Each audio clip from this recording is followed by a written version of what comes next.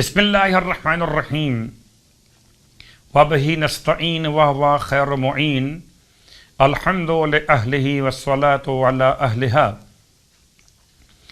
ماہ مبارک رمضان کی دعاؤں کا سلسلہ اور 14ویں شب کی دعا کی تلاوت کی جا رہی ہے۔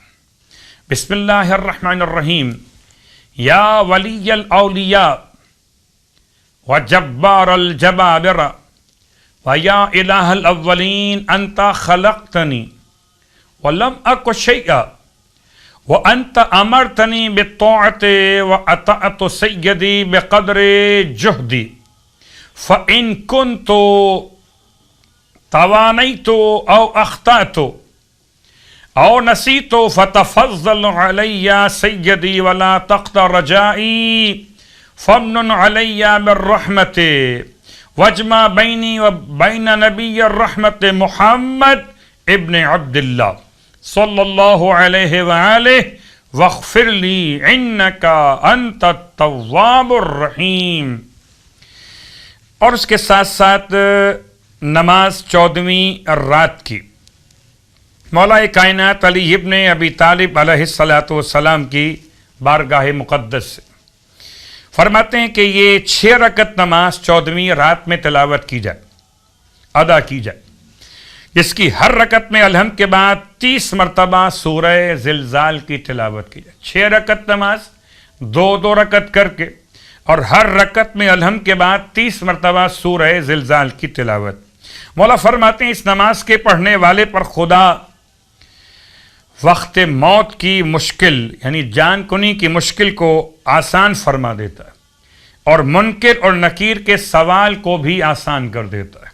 پروردگار ہم سب کے لیے وقت موت اور وقت سوال منکر و نکیر آسانیاں بحق امیر المومنین عنایت فرمائے۔ اور اب آئیے روزے کا ثواب۔ 14ویں دن پروردگار عالم کیا عطا فرمائے گا؟ اللہ کے حبیب کی روایت فرماتے ہیں 14ویں دن روزے کی برکت سے خدا تمہیں حضرت آدم اور نوح علیہ السلام اور ان کے بعد حضرت ابراہیم اور موسیٰ علیہ السلام اور ان کے بعد حضرت داؤد اور جناب سلیمان علیہ السلام کی ملاقات کا شرف عطا کرتے ہیں۔ اللہ اکبر۔ اور تم نے ہر پیغمبر کے ساتھ جس طرح 200 سال تک خدا کی عبادت کی ہو اتنا اجر و ثواب تمہیں عنایت فرمائے گا۔ پروردگار ہم سب کو روزے رکھنے کی توفیق اور یہ ثواب کے حاصل کرنے کی توفیق مرحمت فرمائے۔ 14ویں دن کے روزے کی دعا۔ بسم اللہ الرحمن الرحیم۔ اللہم لا تؤاخذنی فیہ بالعثرات وَأَقِلْنِ فِيهِ مِنَ الْخَطَايَا وَالْحَفَوَاتِ وَلَا تَجْعَلْنِي فِيهِ عَرَضًا لِلْبَلَايَا وَالْآفَاتِ بِعِزَّتِكَ يَا عِزَّ الْمُسْلِمِينَ۔ اور اب اس دعا کے ساتھ روزانہ ایک نماز کا تحفہ آپ کی خدمت میں۔ اور آج جو نماز بیان کی جا رہی ہے نماز طلب فرزند کے اعتبار سے، خاص طور سے ان افراد کے لیے کہ جو اولاد میں بیٹیاں رکھتے ہیں اور بیٹے کے خواہش مند ہو۔